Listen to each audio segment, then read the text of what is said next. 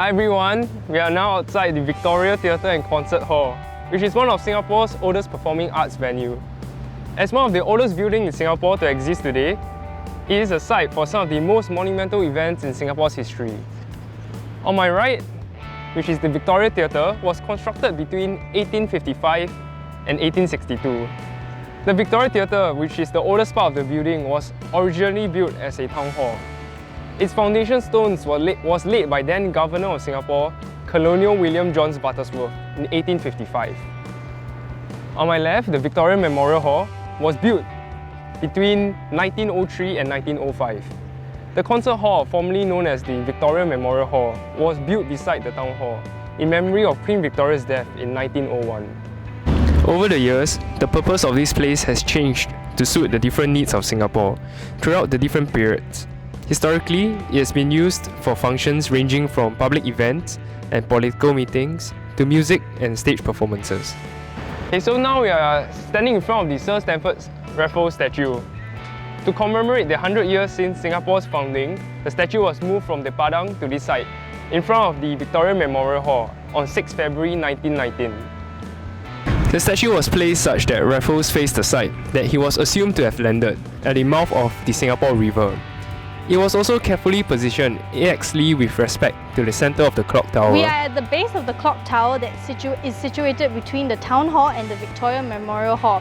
This clock tower was built in 1906 to combine these two buildings into one. This tower is 54 meters tall and there's a common corridor in between. The timepiece on top was donated by the Straits Training Company. The clock that you see now is more than a century old. Its original manufacturer is still in business today, Glinton and Johnston.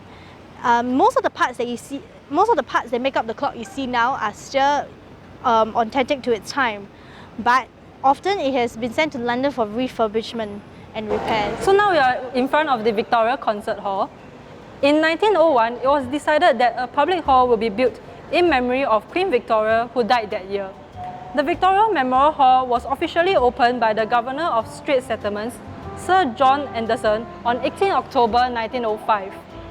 The Memorial Hall played a critical role in Singapore's historical landscape. A number of significant civics as well as historical events were held on the premises. During the early stages of World War II, it served as a makeshift hospital for victims of bombing raids by Japanese forces during the Battle of Singapore before the successful occupation of the colonial. It then became the venue of Japanese war crime trials from 1946 to 1947. From 1948 onwards, the hall was used during elections as the center for the briefing of election officials and the counting of ballot papers.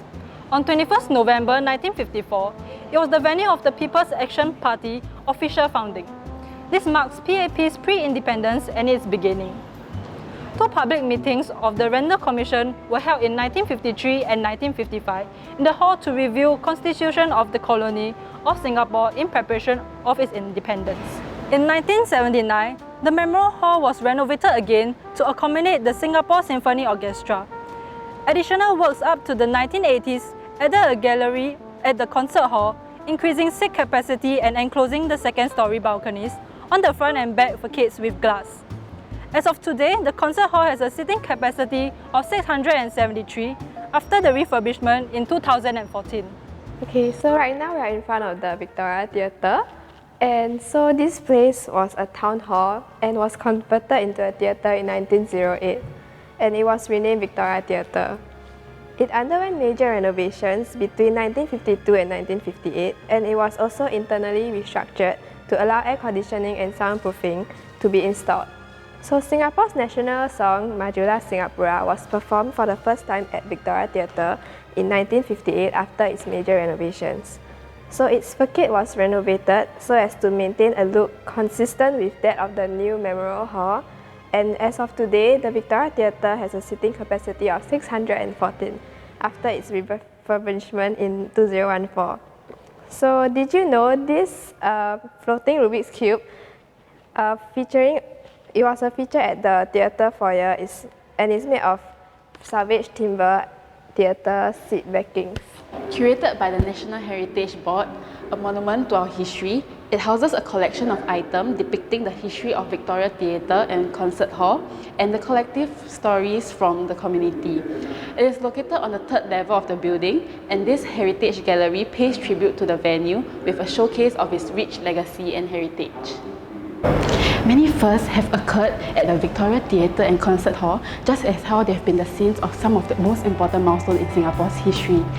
As we wind back the clock and marvel at the grand history of Victoria Theatre and Concert Hall, let us come as a nation and look ahead